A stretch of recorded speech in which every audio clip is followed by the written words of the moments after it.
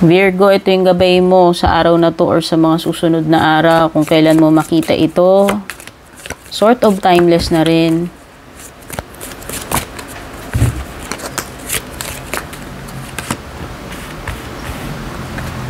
Nako, huwag kang magpadala sa depression mo, Virgo. May mabibigat na energies dito. Depression, anxiety, pag-aalala. Yung worrying na yan, ay yung anxiety na yan, worst form ng worrying.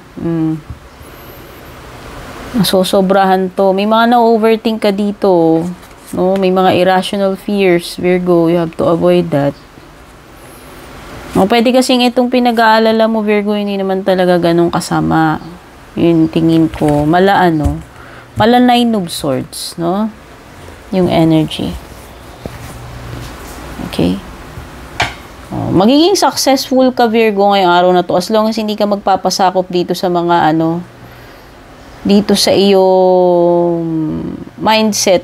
Ito, yung mindset mo na binanggit ko, yan, depression, anxiety na yan, worrying na yan. No, you will be able to succeed. Kailangan mo pakatatag, Virgo. Okay? Huwag ka pangunahan nitong depression, anxiety, worry. Yung mga pagbabago pati sa emotions. So, sa tingin ko, ito ay may kinalaman sa feelings. So, pwedeng magbago na yung isip mo about something, magbago na rin yung nararamdaman mo about something or someone. May pagka-fickle-minded ka etong araw na to or sa mga susunod, Virgo. Parang pabago-bago yung ihip ng hangin. Pabago-bago isip, no? May pagka-unstable pagdating sa emotions and yung mga iniisip mo. May tendency na mag-change. Mag-change ng mga ilang beses or mag-change agad-agad, no? So this is not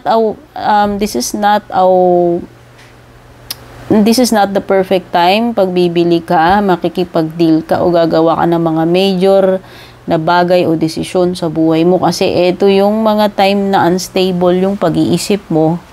Ibig ko sabihin dun sa unstable, don't get me wrong, Virgo, yung pwedeng magbago pa yung isip mo last minute, okay?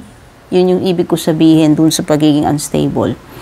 Take care, enemies are working against you, Virgo. Yung mga kalaban mo umaariba na naman. Ayan, oh. Pero hayaan mo.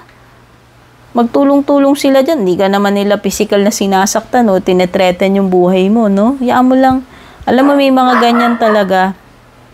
Yung mga etchusera. Okay? Hindi naman magwawagi yung kasamaan, yun lang yung tatandaan mo.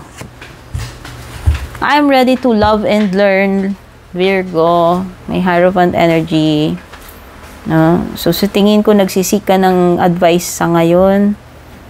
No? Pwedeng, useful kung papayuhan ka ng isang expert tungkol dyan sa concern mo na yan, ng pinoproblema mo or iniisip mo right now.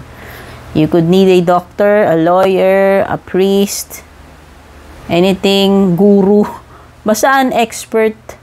You will need a professional advice. Magiging useful para sa yan, Virgo. Okay, Virgo, take care.